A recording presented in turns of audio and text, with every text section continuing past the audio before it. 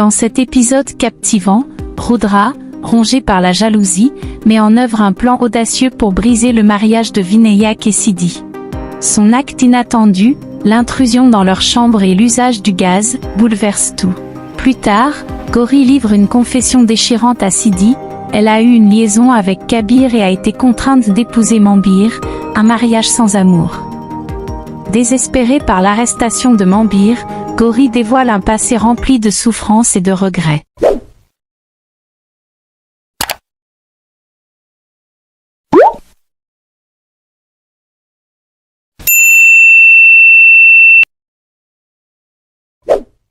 L'épisode 105 commence par Kabir, qui reçoit un appel de Manjari. Impatiente et autoritaire, elle lui demande où il était passé. Kabir, calme, lui explique qu'il était hors de la ville.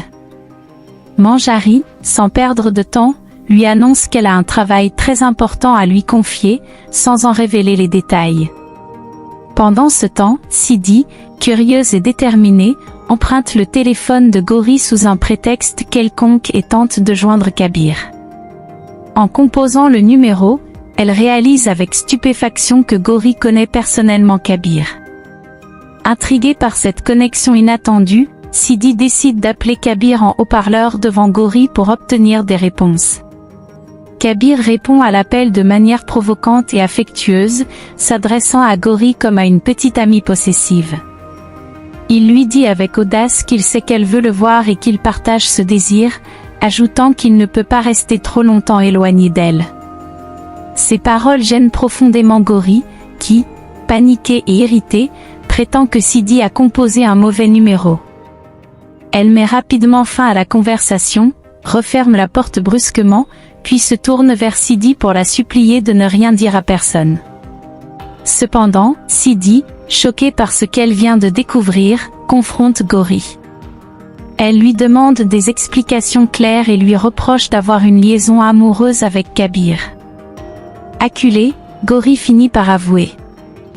Elle raconte qu'elle avait été forcée d'épouser Mambir, un homme qu'elle n'aimait pas. Après que Mambir a été arrêté et emprisonné, elle s'est retrouvée seule et désespérée.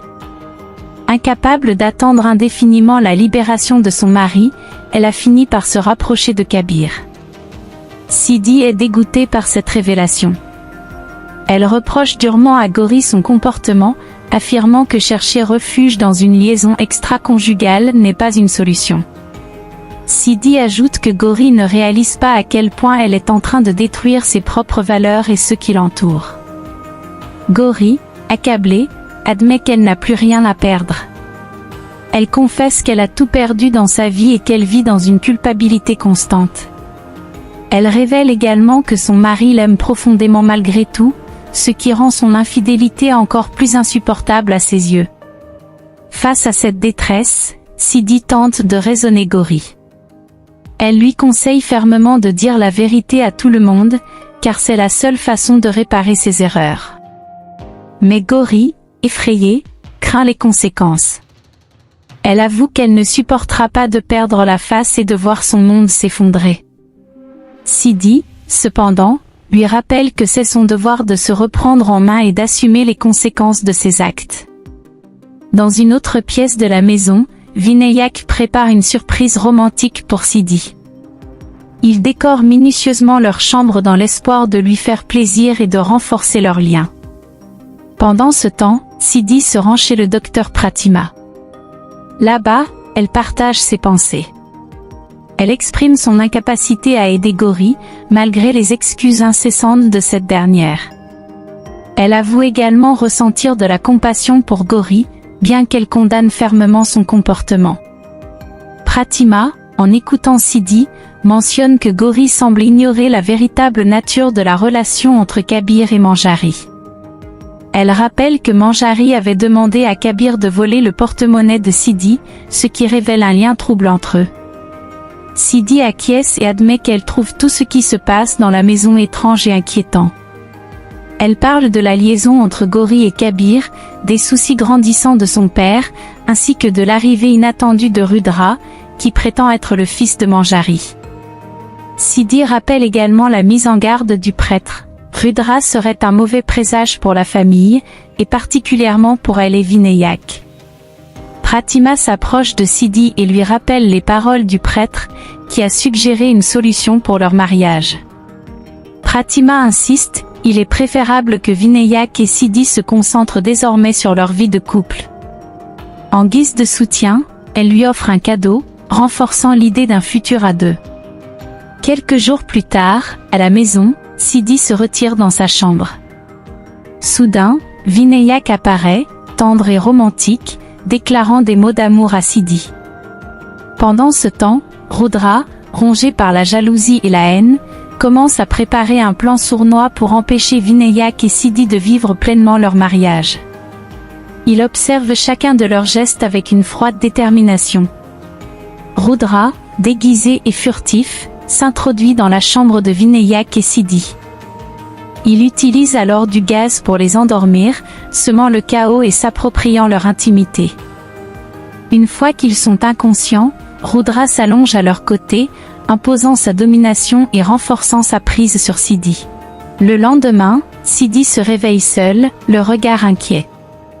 Elle cherche Vinayak, mais il réapparaît, expliquant qu'il ne se souvient de rien, se fiant à l'épuisement dû aux répétitions de danse de la veille. Ils tentent de se rapprocher, mais leur moment est encore une fois interrompu par Rudra, qui fait irruption dans la chambre, froid et menaçant. Rudra demande à Vinayak de lui emprunter des vêtements, affirmant qu'il doit sortir. Vinayak, surpris, accepte, ne voyant pas les intentions cachées de Rudra. Ce dernier murmure cependant, révélant sa jalousie et sa colère, « Siddhi m'appartient, à moi et à personne d'autre ». Rudra fouille ensuite les affaires de Vinayak, provoquant l'énervement de Siddhi. Elle réclame à Vinayak de s'interposer, mais Rudra reste inflexible, affirmant qu'il ne partage rien avec personne. Vinayak tente de calmer la situation, mais Rudra n'en a que faire, sa rancune ne cessant de croître. Lors du repas familial, Manjari remarque le retard de Vinayak et Siddhi et leur pose des questions, mais c'est Rudra qui prend la parole, affirmant qu'il comprend pourquoi ils sont fatigués. Ce comportement choque tout le monde, notamment Vinayak, qui se fâche. Rudra, ça suffit maintenant. Shankar, le père, intervient également, rappelant à Rudra que Siddhi est sa belle-sœur et qu'il doit la respecter davantage. Rudra, furieux, quitte la pièce, laissant une atmosphère lourde et tendue. Plus tard, Prachi apporte un repas à Rudra, mais ce dernier le rejette brusquement, montrant sa froideur et son isolement. Même les gestes de gentillesse sont méprisés, témoins de sa haine grandissante. Vinayak et Siddhi se dirigent ensemble vers la chambre de Rudra. Lorsqu'ils y arrivent, Vinayak constate que Rudra n'est pas encore prêt et lui demande s'ils devaient sortir ensemble. Vinayak invite ensuite Siddhi à les rejoindre, mais cette dernière décline, prétextant avoir beaucoup de travail. Elle leur demande de partir sans elle et promet de les rejoindre une autre fois. De son côté, chez le docteur Pratima, Siddhi s'adresse à sa grand-mère, en lui expliquant que l'accès de propriété est la cause de tous leurs problèmes. Siddhi admet qu'elle ne sait pas comment remettre le nom de Vinu sur l'acte de propriété, ce qui l'agace profondément. Pratima lui fait alors rappeler une conversation qu'elles ont eue la veille. Siddhi lui avait mentionné que Kabir, qui lui avait volé son portefeuille sur ordre de Manjari, avait une liaison avec Gauri.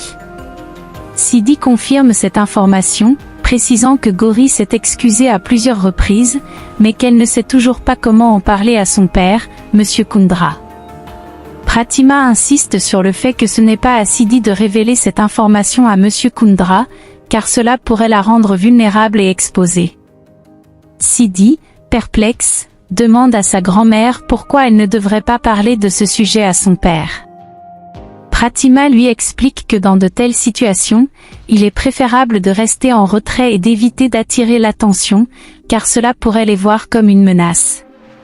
Siddhi accepte à contre-ségur et décide de trouver une solution avant que la mère de Rudra ne nomme son fils biologique propriétaire de tous les biens. Plus tard, à la maison, Siddhi s'approche de Gauri et lui demande une conversation importante. Gauri, inquiète, lui demande si elle a révélé cette information à tout le monde. Sidi lui assure que ce n'est pas le cas et qu'elle veut seulement que Gauri soit respectée pour ce qu'elle est réellement. Gauri, perplexe, demande comment cela pourrait arriver. Sidi lui explique que cela ne sera possible que si elle parvienne à libérer Mambir de prison. Sidi croit en son innocence et s'engage à tout faire pour le libérer. Si elles réussissent à le faire sortir, tout le monde commencera à voir Gauri sous un nouveau jour. Sidi demande ensuite à Gauri de préparer le plat préféré de Manjari.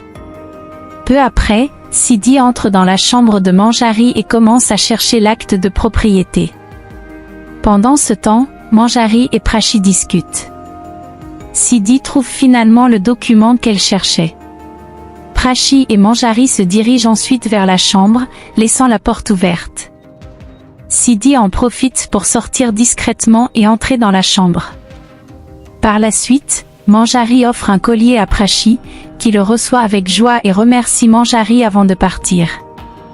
Gauri s'adresse ensuite à Sidi et lui dit qu'elle a le plat préféré de Manjari. Cependant, elle remarque que quelque chose a été ajouté dans le plat. Gauri lui demande ce que c'est. Sidi lui répond fermement que Gauri doit suivre ses instructions sans poser de questions. Gauri, troublé, accepte et s'éloigne avec le plat mélangé. Voilà, c'est la fin de l'épisode 105. Si vous avez aimé cette vidéo et que vous souhaitez découvrir encore les moments forts de cette série, abonnez-vous et activez la cloche de notification pour ne rien manquer.